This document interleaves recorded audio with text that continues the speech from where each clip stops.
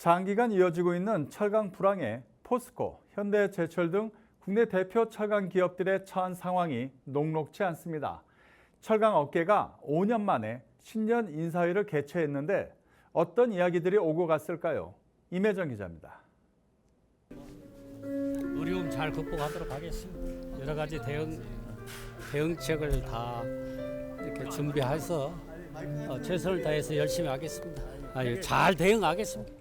이 위기는 잘 극복을 하면 대한민국 철강업계가 한 단계 더 성장하고 도약하는 포스코와 현대제철, 세아제강 등 국내 대표 철강업계 수장들이 한자리에 모였습니다. 위기를 기회로 만들겠다. 철강업계가 올해를 맞아 다지는 각오입니다. 중국산 저가 물량 공세부터 트럼프 행정부 2기 출범에 따른 불확실성, 여기에 저탄소 철강 전환 방안까지 올해도 철강업계에 쉽지 않은 도전 과제가 예고된 상황에서 철강업계는 합심으로 위기를 극복하자며 결의를 다졌습니다. 아마 중국도 계속 우리나라에 밀어내기를 할 거고 이런 여러 가지 어려움, 그다음에 또 한 가지는 이제 내년부터는 26년에 이제 시밤이 되잖아요. 그럼 이제 탄소 국경세 문제가 올해는 굉장히 이제 현실적으로 분출되는 해가 될 거거든요.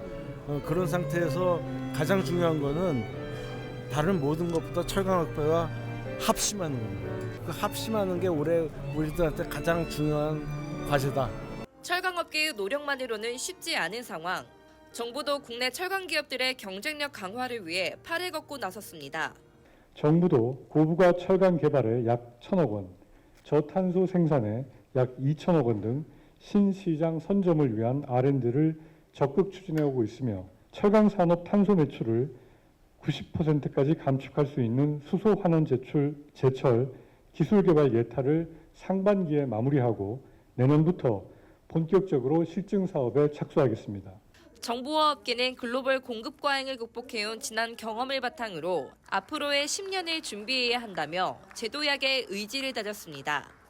팍스경제TV 임혜정입니다.